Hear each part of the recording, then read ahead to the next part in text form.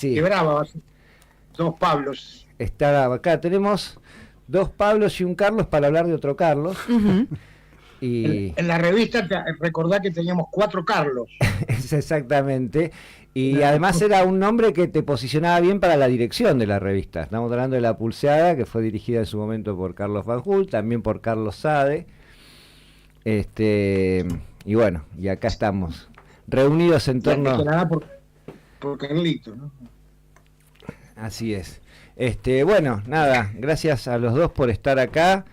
La idea es un poco eso, recordar, hablábamos en la previa, lo hablamos sobre todo con vos, Carlos, a esto de que uno siempre, y es lo que hacíamos en la pulseada y lo que hacemos, pensar en los principios, en los valores, en el tipo de política que promovía el cura.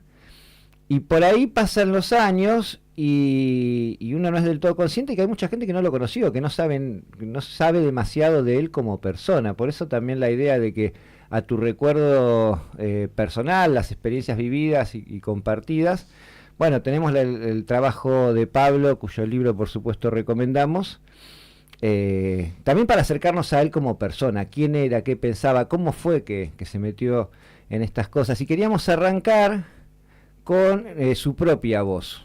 Tenemos algún testimonio de él donde cuenta un poco de su juventud, de determinadas circunstancias que lo llevaron a comprometerse, a salir a trabajar muy joven y de una sensibilidad que siempre estuvo, que bueno, fue encontrando como los lugares por donde encauzarse y siempre estuvo. Quiero A ver, que ahí estamos por toda esta cuestión del corte de luz, corte de sí, luz por ahí nos nos hace medio con descarajinó delay. algunas cuestiones, pero ya vamos a estar Bien, cuando vos digas, Manuel, vamos a escuchar a Carlitos y luego me gustaría conocer o escuchar las reflexiones de ustedes dos desde la reconstrucción de esa primera etapa en Ahí tu estamos. caso y desde la vivencia también, que lo conociste vos desde muy joven, Carlos, luego de escucharlo en su propia voz. Yo formaba parte de una barra, digamos, del barrio Villargüello, así que siempre fui parte de una barra de chico, de adolescente, de joven. Pensé que al seminario recién entré después del servicio militar, o sea, después de los 22 años, ¿no? Ya habiendo sido electrotécnico acá en el Albert Thomas, haber trabajado en SWIFT desde los 14 años porque había fallecido mi papá desde muy chico, así que todos los hermanos fuimos a trabajar de muy chico, ¿no? Y bueno, y formaba parte de las barras comunes que se hacen en los barrios, ¿no? Y yo siempre tuve una sensibilidad especial por defender al más débil, eso no sé por qué. Eso me parece que ya lo trae de fábrica, ¿no?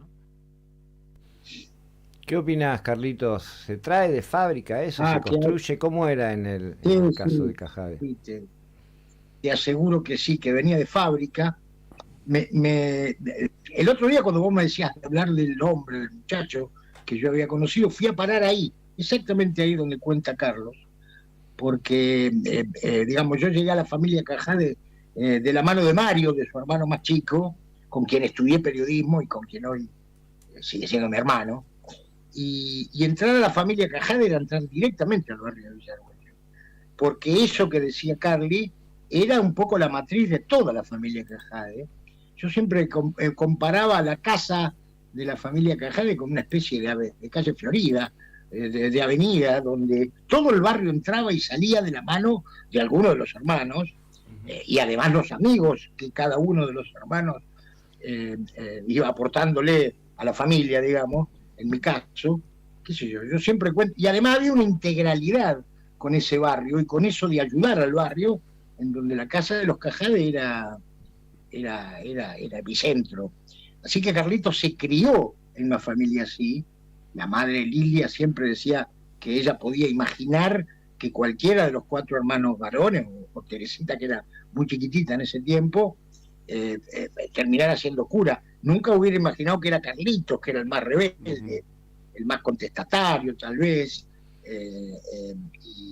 y bueno, y ahí caí yo en ese tiempo cuando Carly cuenta. Yo a Carly lo conocí antes de que él ingrese a estudiar de cura, lo conocí de novio con una piba, lo conocí, un pibe absolutamente entregado al barrio. Ese Cajade que él mismo define, ¿no? A los dos, a uno, digamos, desde este conocimiento de tenerlo, a vos de haber estudiado también su vida.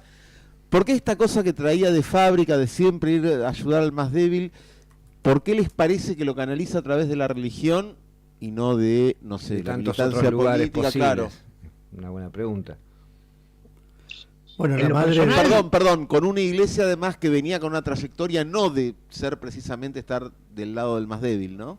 Sí, pero todos los Cajades iban a una parroquia que estaba ahí a 3 o 4 cuadras, creo que 63 y 124, 123, 124, frente a una plazoleta, creo que se llamaba San Miguel o algo así. Ahí se gestaba la idea colectiva de lo comunitario, digamos. Entiendo yo, y todos los hermanos y todos los vecinos eran parte de esa placita y de ese... Es más, creo que algún que otro acto hemos desarrollado allí, yo ya metido militando dentro de la obra, y no es casual que 4 de los pibes de esa generación de Carlitos hayan terminado siendo curas. A mí también me llamaba la atención, ¿eh? Yo como un rengo ateo no entendía nada de Cajade, además tan buscado por el sexo opuesto, tan pibe ahí activo, ¿cómo va a ser cura este pibe? Y bueno, no estaba en discusión eso, por supuesto, ¿no? Pablo, ¿qué fuiste encontrando al bucear en esa época? Ahí lo que yo puedo aportar es que hay una figura de un cura, párroco de esa iglesia cercana a la casa de los Cajade, que se llamaba Laureano Díez, y es un cura que llega al barrio en el momento de la adolescencia de Carlos, y más o menos en esa edad, un poco más chicos, un poco más grande del resto de los hermanos, y tiene una política muy interesante respecto de los chicos del barrio. Siempre lo cuenta Mario cada vez que recuerda ese momento, digamos, del acercamiento a la iglesia, que el cura pone un metegol adentro de la parroquia, en una parte de la parroquia, y la parroquia se llena de pibes que van a jugar al metegol primero, y que después de a poco ese cura les va diciendo: che, no me ayudás a dar la misa, no me ayudás a tal cosa, a cortar el pasto, y los va metiendo en esa vida de ir a ayudar al barrio, y yo creo que ese es lo que mama de la iglesia Carlito Cajade, digamos, ¿no? También hay que decir que la madre era muy católica, y que también una anécdota que yo he escuchado de varias personas era que todas las noches le hacía rezar a los hermanos, que medio se rebelaban, digamos, hasta que ella se quedaba dormida rezando, y bueno, y ahí un poco se terminaba ese rito. Pero bueno, la condición de la madre también era llevarlos para ese lado, y eso que se mencionaba acá, digamos, de que ella aspiraba a que alguno de sus hijos fuera cura, aunque nunca esperó que fuera Carlos, también es algo que se ha contado mucho en la familia, en el relato de la historia de la familia, ¿no? Claro. Y él ingresa entonces, toma esa definición que le resulta sorpresiva a su familia. Más o menos a qué edad es como un corte, digamos, que hace. Sí, después de la colimba es eso. Así bien.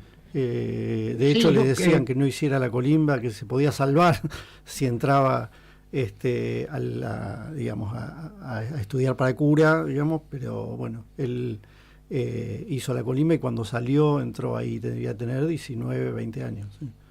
No, un poquito más. Un poquito más. Bueno, 22, creo que se hacía a los 21. Se hacía a los 20 antes. Creo que se hacía a los 21 antes la colimba. Claro. Creo que después Yo cuando lo la baja a los 18.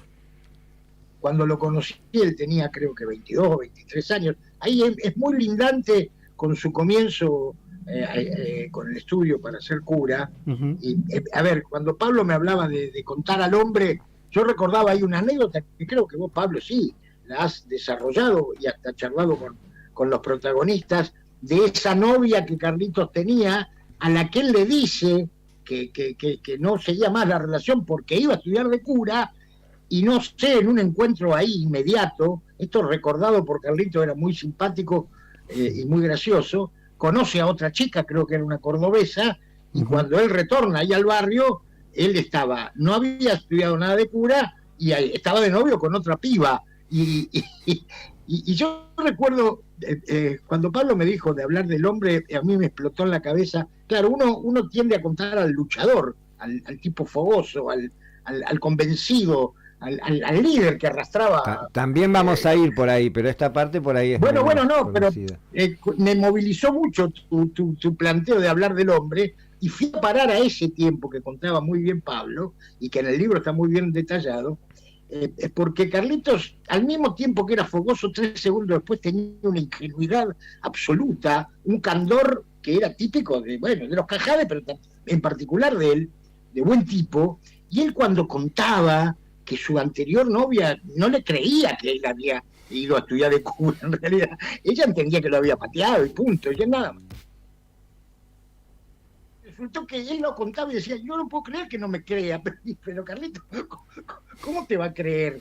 ¿Cómo puede ser que vos pienses que te va a creer que vos en realidad querías ser cura? Bueno, terminó obviamente después siendo cura, y yo no sé, por ahí Pablo creo que terminó hasta bautizando algún hijo posterior de aquella primera novia o algo así, tengo un vago recuerdo, pero ahí se muestran los dos Carlitos que a mí me afloró en tu planteo, Pablo, ¿no? El pibe, el tipo fogoso, que era capaz de arriarte hacia una lucha incluso nacional, como él hizo en los 90, y el pibe que no entendía o que lo sorprendían algunos gestos incrédulos de la vida, ¿no?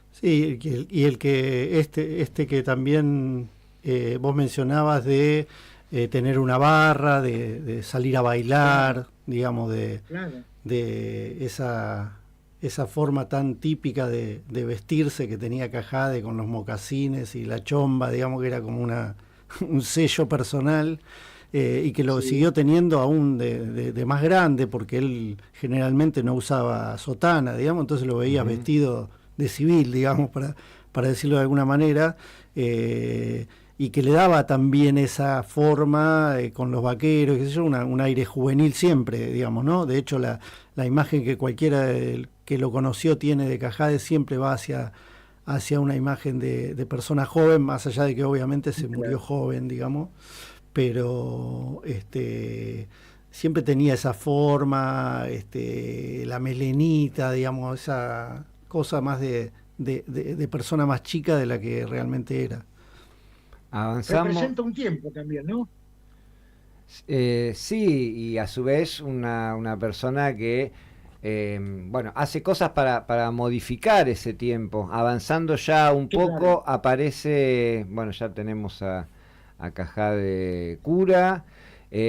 Los comienzos de la obra también se ha contado mucho, pero ahí confluyen una cantidad de factores que tienen que ver con lo político, con lo social y con lo humano. Una pregunta también para ambos, desde los lugares que habla cada uno. ¿Cómo fue uno lo tiene muy, o por lo menos uno conoció de la existencia de Cajade en los 90, ¿no? Con todo lo que era, con la exclusión, el menemismo, el movimiento de los chicos del pueblo. Pero ¿cómo fue, si es que tuvo su participación política en los 70, tanto, digamos, en la primera mitad como en la segunda ya en dictadura? Tenía, digamos, él ya ahí ya estaba más encuadrado en lo que era la Iglesia Católica, ¿no? Claro, él a fines de los 70, digamos, de mitad para adelante, es que como que se encamina hacia ese camino de la Iglesia. Es un momento difícil del país, digamos, donde, está la dictadura. Su paso por por la formación sacerdotal no fue, digamos, un paso así que quedó para el olvido, al contrario, digamos, sus formadores y la gente lo recordaba porque era una persona rebelde, usaría la palabra revoltosa también, digamos, no se hacía notar, como se hizo notar después como dirigente social, digamos, en esas otras facetas que tuvo más allá del sacerdocio. Creo que en todas las fases, en ningún lugar pasó desapercibido Cajade.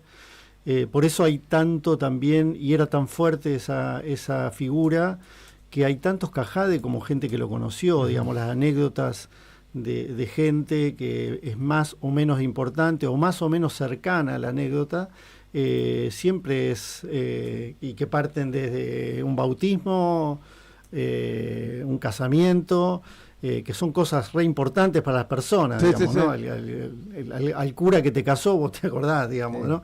Y qué palabras dijo y qué sensibilidad tuvo en esa ceremonia.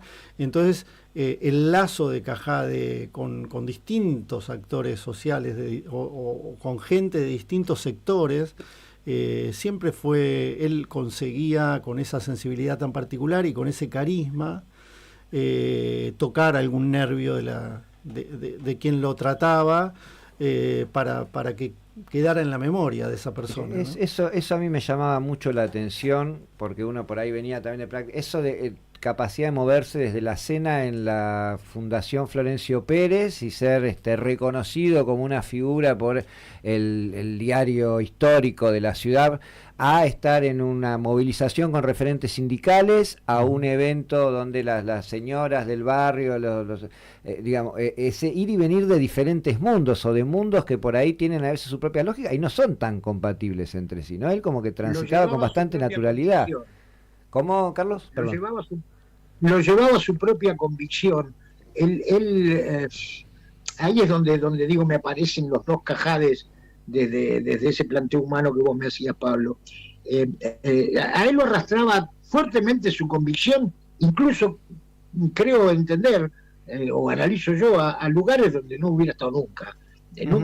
A Carlito no me lo imaginaba nunca en la cena de la Florencio Pérez, y sin embargo el tipo iba ahí y sabía que él tenía que estar ahí, y él en su parroquia, en una de las que él ofrecía su sacerdocio, era una parroquia ahí del centro, de a la vueltita de Plaza Moreno, donde iba gente que no tenía nada que ver con su lucha, pero que él sabía que allí era donde estaba la gente que podía llegar a enternecerse con su lucha y ayudarlo.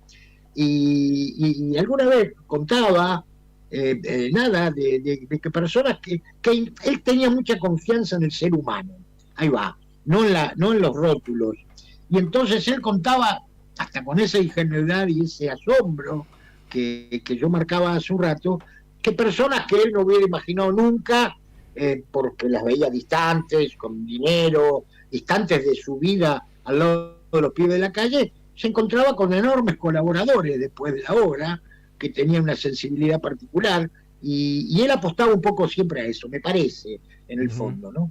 Vamos a escuchar, si les parece, de vuelta a Carlos Cajade, ahora ya metido de lleno en esas luchas que le dieron el perfil inolvidable, característico del que estamos hablando, puntualmente a la vuelta de la primera marcha de la Quiaca Buenos Aires, que se hizo en el Movimiento Chicos del Pueblo. Se realizó una muestra de fotos en la Plaza Islas Malvinas, y un Cajade que ya, a pesar de esa capacidad de ir y venir entre diferentes mundos, él dice textualmente: a mí no me interesa quedar bien con nadie. Un Cajade muy enojado, estamos hablando unos meses antes de diciembre de 2001, ¿no? O sea, un julio de 2001, con una frase muy sencillita. Él define dónde se posiciona y que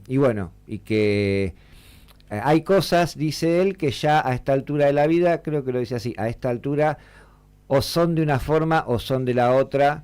Vamos a escucharlo. Estamos en un momento donde creo que el tema de la niñez está definiendo o va a definir qué manera de pensar el país queremos, ¿no? Yo últimamente ya no me importa quedar bien ni mal con nadie, únicamente con ellos.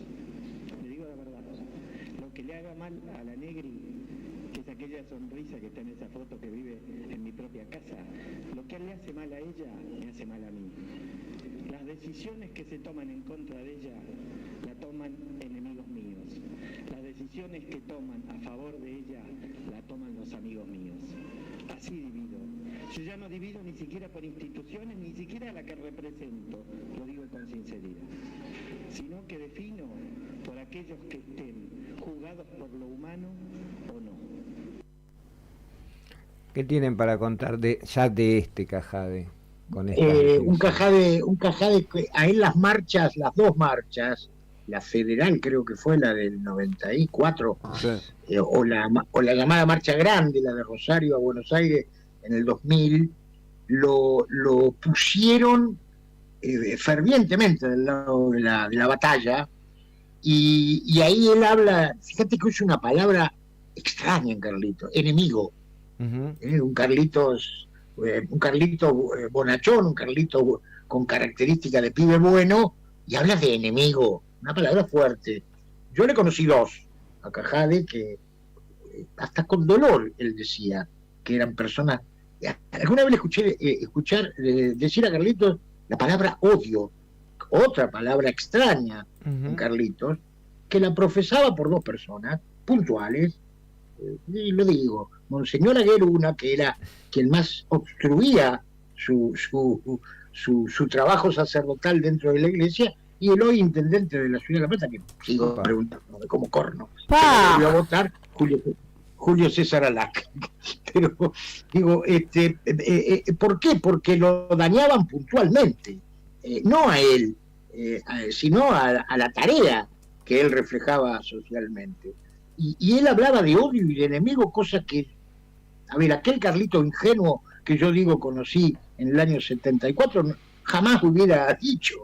Es más, creo que Lilia lo hubiera retado largamente si expresaba esa palabra y ese sentimiento, ¿no?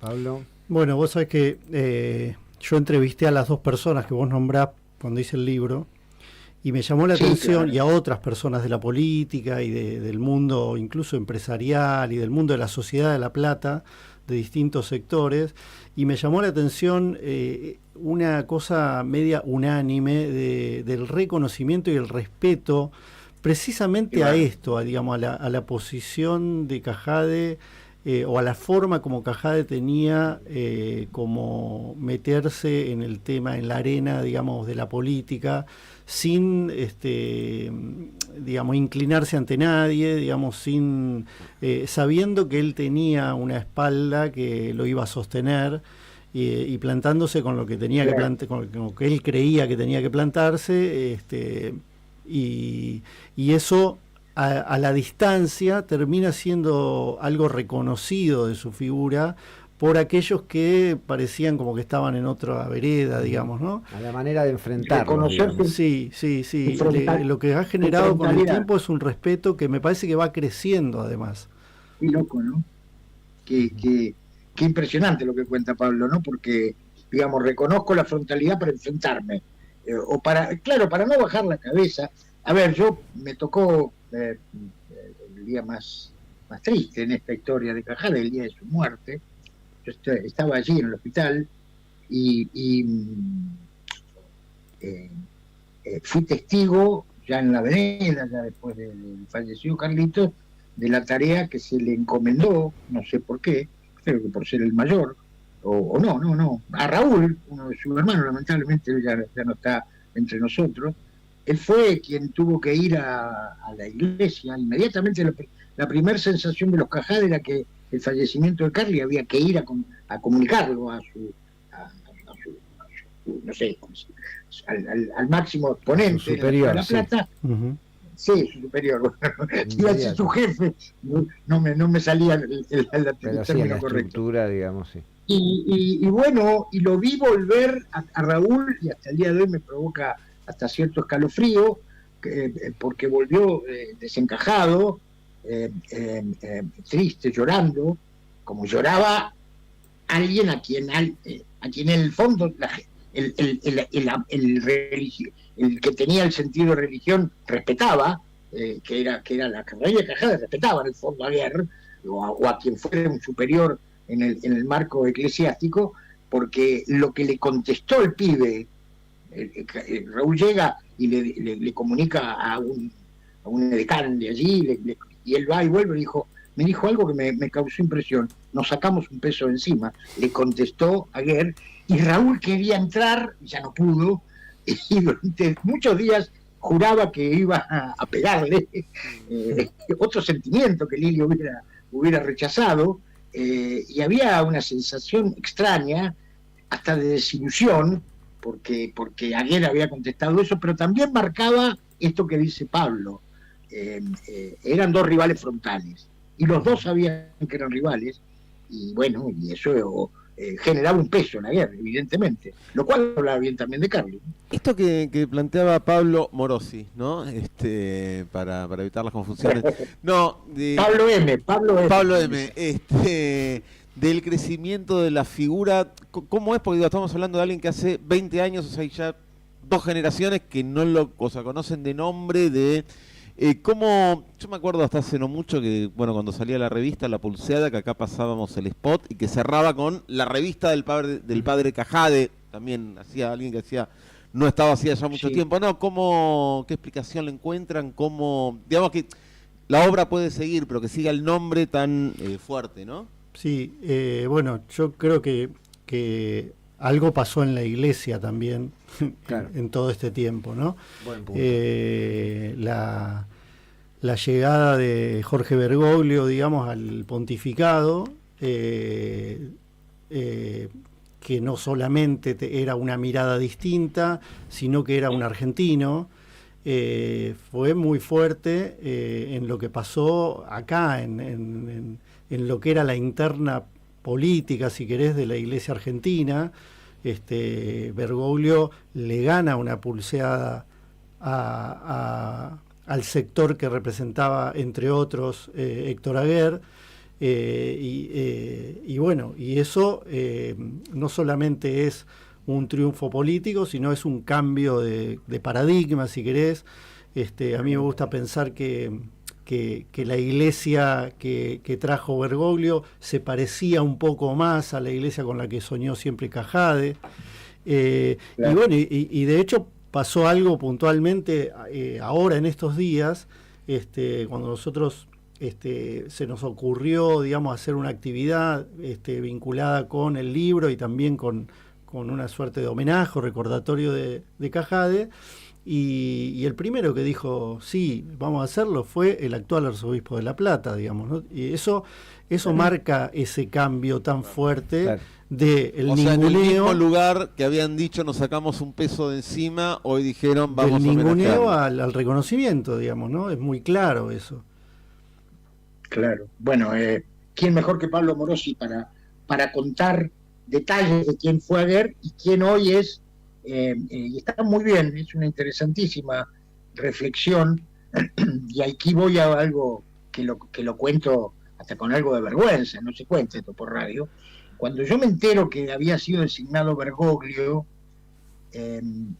lo primero que sentí fue bronca, debo confesarlo. Uy, un cura argentino. En lugar de la alegría que yo veía que a mi alrededor circundaba, yo y mi ateísmo, dije, la iglesia argentina, y cuando se lo comenté a alguien, creo que fue Marcelo Ponce Núñez, me dice, ay, lo contento que estaría Carlitos, y yo ahí desde mi brutal ignorancia en esas internas, empecé a entender eso que dice muy bien y que describe muy bien Pablo, ¿no? El cambio que eso podía significar dentro de la iglesia y que para mí estaba lejano a mi entendimiento, digamos, ¿no? En el momento en que ocurrió. Pero fue lo primero que me dijeron, Carlitos estaría sumamente feliz. Eso recién me interesaba cuando Morosi, voy a nombrar por apellidos para evitar las confusiones de los tocayos. Que decías, bueno, del cambio que hubo a partir del nombramiento de... digamos, obviamente no llegó a verlo, no llegó a ver al Papa Francisco, pero sí debe haber conocido, aunque sea de gestión de todo, al cardenal Bergoglio. ¿Tenía alguna opinión al respecto? Porque fue el obispado de Bergoglio no pasó desapercibido por los contrapuntos con el gobierno de entonces. Tampoco a la interna de la iglesia argentina representaba necesariamente lo que luego terminó representando a nivel mundial. Claro. Esto también hay que decirlo.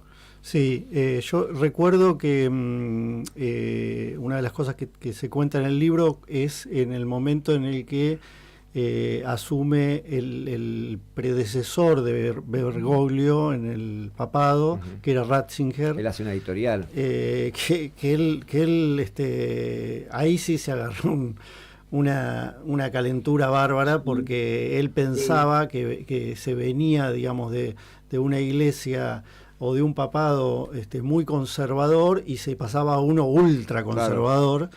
Y obviamente no era lo que él estaba esperando, y bueno, y él lo hace público, lo expresa, digamos, en una editorial de la revista, ¿no? Pulseada, sí. Y no sé si no salió en algún medio también, por fuera de, no sé si no salió en Página 12 o en algún otro lado más, pero él expresó esa digamos, contrariedad frente a esa figura, por lo que significaba el destino de la iglesia, digamos, ¿no? Y la pelea que había acá era muy, muy fuerte. Cajade y el grupo de Cajade en La Plata siempre fue minoritario, marginal, siempre fue cascoteado, claro, digamos, en la época en que Aguer fue arzobispo. Con el antecesor de Aguer, que era Galán, Cajade tenía otro tipo de relación, no dejaba de ser Galán conservador, digamos, pero tenía una relación personal. ¿Y con Plaza? ¿Cómo? ¿Con Plaza? Y con Plaza, él creo que no llega todavía a ser muy contemporáneo. Bueno, él se forma durante el arzobispado de Plaza. Claro, pero en cuanto a su exposición, digamos. A ver, Carlos. La primera asignación de Carlitos, y creo yo que de Mario Ramírez, fue, yo no sé, estoy cometiendo sacrilegio al no saber los nombres, si fue decano, que él estuvo destacado en la curia. En la catedral, sí. En la catedral. En la catedral, claro. Y ahí tenía con Plaza una relación absolutamente dispar. Él era un pibito y Plaza era todo un señor comandante de la iglesia, y tenía una relación, entiendo, cordial y distante, aunque pudieron percibir, esto me lo contó alguna vez Mario Ramírez, el poder que Plaza tenía. Alguna vez creo que Carly contó una anécdota que le tocó vivir a Mario Ramírez, digo, de una chica que tocó a la puerta pidiendo por un hermano que estaba desaparecido, y uno de los muchachos con más rango que Carlitos, que era un nenito en ese tiempo, le comunicó a Plaza, y ese chico fue liberado, lo cual Carlitos reflexionaba muchos años después, que si Plaza hizo liberar a un chico, también Plaza hizo no liberar a algunos otros chicos. Y eso lo conmovía mucho, desde esa especie de ingenuidad de que lo eclesiástico tenía que ser bueno. Y bueno, todos sabemos lo que lo eclesiástico fue aquí en la República Argentina durante la dictadura, ¿no? Nos quedan pocos minutos. Yo no quería, además de agradecerles, terminar este momento que nos pudimos dar sin dedicarle unas palabras puntualmente al libro, Pablo, porque voy a cometer una infidencia. Charlando justamente con Carlos Fanjul hace poco, decíamos, no era fácil escribir la vida de Cajade, y en algunos aspectos que se retratan de la vida, por ejemplo sus vínculos amorosos, sentimentales, era necesario un Pablo Morosi, probablemente, ¿no? Una persona con la suficiente distancia y el suficiente oficio para dejar un testimonio que seguramente otros periodistas más cercanos hubieran tenido o sus pudores o sus reservas o sus cuestiones. Quería, además de recomendar el libro, porque justamente la idea es acercarse a esta figura que quedó por ahí más, en muchas generaciones asociadas más a una marca, en el mejor sentido, a un símbolo, digo, que a una persona. Además de recomendarlo, que nos compartas un poco cómo fue el proceso de asomarse a esa vida, de recorrerla, de investigar, de preguntar, y sobre todo a estos aspectos tan tabú en una época, un poco menos después, pero que siguen siendo, no para cualquiera a la hora de contar a Carlos Cajade, y que están muy desarrollados en el libro. Sí, siempre es difícil el aspecto de la vida privada, de las relaciones, pero bueno, yo tuve un gran dilema alrededor de toda esa situación, que era que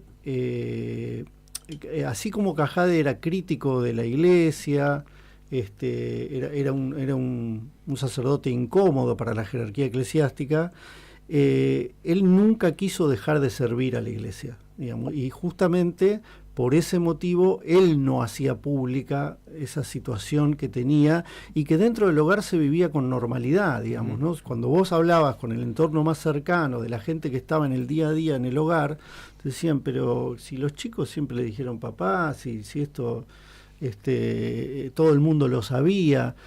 Ahora, cuando salías de ese entorno, ya empezabas a ver caras de sorpresa, de no, qué sé yo.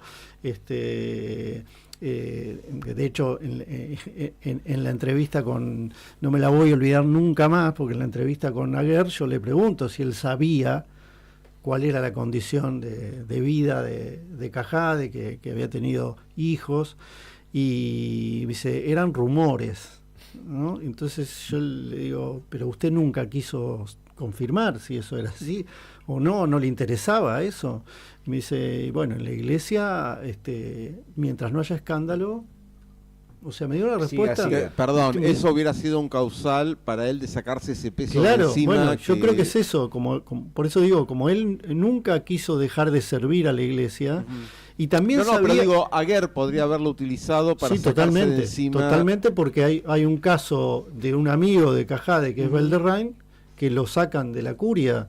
Tiene toda una discusión que se hace pública en los medios incluso, porque Valderrain también estaba en pareja y había tenido un hijo. Y lo mandan a la arquidiócesis de Quilmes. Con la diferencia, Pablo, de que Leonardo asumía su paternidad con gran naturalidad, mientras que a Carlos, por esa condición de hombre fiel de los sentimientos y de las estructuras de la propia iglesia, le costaron, en su lecho de enfermo me tocó ser dramático testigo de una charla de Carli con Marcelo Ponce, a quien puntualmente le pedía que después de su muerte Marcelo continuara o llevara adelante el reconocimiento claro, el reconocimiento legal, porque además no tenían, sí, claro. Claro, bueno, ese era el dilema con el que vivía, te diría angustiosamente Cajade, digamos, porque justamente no quería defraudar a la iglesia, pero también sabía que tenía una responsabilidad con esas personas y con la identidad de esas personas. Entonces lo que dice Carlos es que él le pide a un abogado que haga lo que sea necesario a nivel judicial o lo que fuera, para que esos chicos tengan la posibilidad de conocer su identidad, que el Estado sepa que eran hijos de él. Y eso fue lo que a mí me resolvió mi dilema a la hora de escribir la historia, digamos, ¿no? Claro. Porque él le estaba diciendo, estaba dando instrucciones a alguien para que el Estado, o sea, todos, sepamos que él había sido padre y que había tenido esas relaciones. Pero durante mucho tiempo, mientras iba barajando la historia, yo tenía dudas de cómo contarlo y de cómo... Y cómo iba a pegar probablemente. Cómo iba a pegar en algunos sectores, y yo recuerdo haber hecho consultas con varios colegas y con gente, digamos, y finalmente eso fue lo que me decidió, digamos, el conocimiento de esas causas judiciales que terminaron con que los chicos después, por lo menos 2 de los 3 hijos tomaron su apellido, porque también estaba eso, digamos, algunos de esos chicos eran menores todavía, entonces si eso no hubiera estado resuelto, era más complicado todavía hablar de algo que no tenía esa resolución judicial y que estaba tratándose de menores de edad.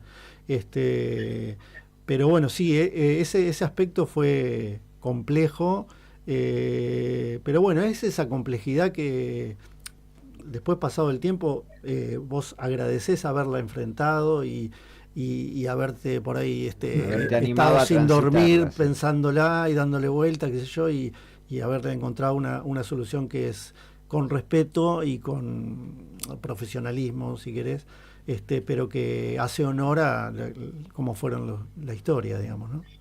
Y creo que en la obra, Pablo, esa decisión tuya, que es la acertada, y que tal vez alguien más cercano no hubiera podido tomar, o sea, no hubiera podido tomar sin hacer las consultas que no debían hacerse en otras personas, digo, ¿no? Si yo estaba en esa encrucijada, hubiera charlado con Mario, que en su momento se oponía a que se diera a conocer. Pero, por ejemplo, vos nombrabas a Leonardo, a Belderrain. Belderrain lo resolvió a ese tema. Belderrain, quiero contar, era de los 4 amigos de Cajade, que eran curas de la misma zona, del mismo barrio, el más, si querés, instruido en cuanto a teología. Tengo entendido que era un teólogo de alto vuelo dentro de la estructura de la iglesia, y él era el encargado de dar pelea contra el tema del celibato, así que tenía un montón de argumentos, y Belderrain lo resolvía más sencillamente. Él vivía en un departamento con su esposa y con sus hijos más abiertamente, y él siempre contaba, porque cuando pasó esto de la muerte de Carly, a mí se me ocurrió que la iglesia iba a tomar el camino contrario al que muy bien detalla Pablo, y que iba a salir a matarlo a Carlitos. Y entonces me acuerdo que entre las charlas que yo me encargué de tener, una fue con Leonardo, que me dijo, no, ni loco, la iglesia va a ser la primera en no dar a conocer el tema. Yo pensaba que era al revés. Yo pensaba que la iglesia se iba a tomar revancha. No, a la iglesia a la que menos le importa y le interesa darse a conocer, y entonces el día y las demás estructuras periodísticas de la ciudad van a acatar eso. Pero Belderrain me contaba que él personalmente iba del brazo con su mujer, ¿qué tal? Vengo a anotar a mi hijo, y entraba al registro civil y anotaba a sus hijos, porque él se encargaba de que se note esa lucha. A Carlitos le resultaba un peso, claro, que lo acompañó hasta su muerte, ¿no? Bueno, se nos acaba el tiempo, pero una postilla a eso que recuerdo en algún diálogo con él, aquí me paso del otro lado, porque alguna vez a partir de una entrevista que le hicieron, a partir de algún periodista al que le pasé el contacto yo, luego él me recriminaba un poquito, che, me preguntaron por este tema y yo estoy en otro frente. O sea, como que le había resultado incómodo. Creo que eso aparece también en el libro, esa referencia, como diciendo, mi lucha es esta otra. No puedo estar en todos los frentes. Era una definición desde ahí. Muy razonable el hecho de cómo jerarquizaba él, claro, qué era lo importante, y lo más importante era continuar con ese trabajo, con la infancia, y eso me parece que es central. Es algo que dijo el arzobispo Carrara el otro día en la presentación del libro y en el homenaje, que dijo esto: Cajade trasciende porque no se puso él en el centro de la obra, sino que lo que puso en el centro de la obra es a los chicos. Y bueno, y así sigue siendo. No nos alcanza el tiempo para hablar de la actualidad y de la vigencia, porque bueno, la obra con sus vaivenes y sus dificultades continúa, la mirada a través de la cual se construyó la obra continúa, muchas cosas tienen absoluta vigencia. Teníamos más audios que no vamos a llegar a pasar, pero donde escuchamos definiciones de hace 20, 25 años y son absolutamente aplicables al hoy. Gracias por haber, aunque sea, compartido este momento y este aspecto. Recomendamos la lectura del libro de Pablo Morosi, y bueno, y ojalá podamos armar más espacios como estos para traer a las personas desde lo humano y desde su significado profundo también en lo político y social en el día de hoy. La verdad que fue, nos resultó, cuando pensamos la producción de este programa, muy necesario darnos este espacio, y aún así nos ha quedado corto. Bueno, muchísimas gracias por la invitación. Gracias, Carlos. Bueno, abrazo a los dos Pablos, y pensaba, cuando lo escuchaba a Pablo, y a vos Pablo también, Carlito hoy seguiría enojado porque su obra sigue siendo tan necesaria. En aquella idea utópica que él planteaba de que el día feliz sería el día que cierre la obra, porque no hiciera más falta, lo cual era claramente un llamado a la utopía, a esa utopía que un luchador convocaba permanentemente, ¿no? Así es, sí, en tiempos donde estaba el concepto también mucho menos trabajado que ahora, nuestro objetivo es no existir más, también fue toda una definición, claro, en su momento muy innovadora entre tantas. Claro. Bueno, muchísimas gracias por haber compartido este rato. Nos faltó alguna mirada tuya, Sofi. Sí, pero estuve escuchando. Estamos hablando que no lo conoció. Estuve escuchando muy atentamente y además, bueno, nosotros tenemos un vínculo ahí recontra cercano desde Radio Estación Sur también, lo que me permitió, si bien obviamente los tiempos no dieron para que lo conozca en vida, sí lo hemos escuchado, lo hemos replicado y lo hemos visto muchas veces en lo que quedó de él, que no solo es la obra, sino estas cosas como las que escuchamos hoy en este ratito, que tiene que ver con las definiciones políticas que tranquilamente podrían ser de hoy, de este tiempo político, que tiene algunas similitudes con aquel y otras cosas muy distintas y con muchos cambios en el medio. No, pero sí, a ver, en cuanto a las similitudes, hay como hasta una exageración. Digo, en aquella época yo no sé si había políticas de crueldad, pero no sé si una vanagloración, una ostentación de la crueldad, ¿no? Igual si nos metemos ahí. No, chicos, tenemos que terminar. 59. Muchas gracias, muchas gracias, Carlos, muchas gracias, Pablo, pero los invitaremos nuevamente, porque hoy Manuco, no podemos abrir esa ventana en este momento. Bien. Ya nos quedamos tarde. Muchísimas gracias. Muchas gracias, de verdad. Muchas veces empezamos tarde también. Sí, bueno, pero